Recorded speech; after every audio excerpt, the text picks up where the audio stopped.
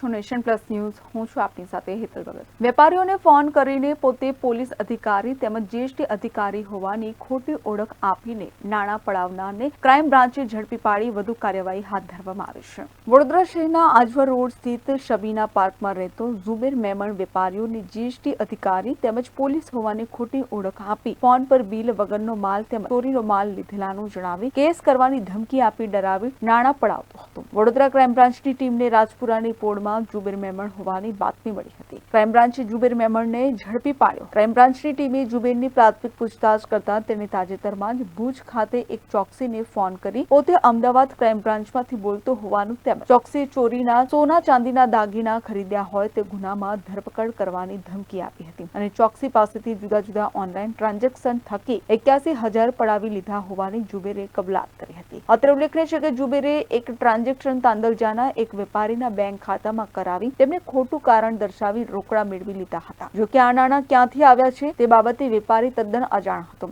અને જ્યારે તે બેંકમાં પહોંચ્યા ત્યારે વેપારીને જાણવા મળ્યું કે તેમના ખાતામાં આવેલા 41,000 સાયબર ફ્રોડના હોવાથી એકાઉન્ટ ફ્રીઝ કરી દેવામાં આવ્યું છે. આ મામલે જેપી રોડ પોલીસ સ્ટેશન ખાતે વેપારીએ ફરિયાદ નોંધાવી હતી. ઝુબેર મેમણ સામે ભુજ અને વડોદરામાં 2 ગુના નોંધાતા વડોદરા ક્રાઇમ બ્રાન્ચે ઝુબેરની ધરપકડ કરી કાયદેસરની કાર્યવાહી હાથ ધરી છે. કેમેરામેન નવનીત પ્રમાણી સાથે Satyam Nivaskar, Nation Plus News, Vadodara. સમાચારોના સતત અપડેટ મેળવવા માટે અમારી નેશન પ્લસ ન્યૂઝની યુટ્યુબ ચેનલને સબસ્ક્રાઇબ કરો, બેલ આઇકન દબાવો અને જોડાયેલા રહો ફેસબુક, ઇન્સ્ટાગ્રામ અને ટ્વિટર પર.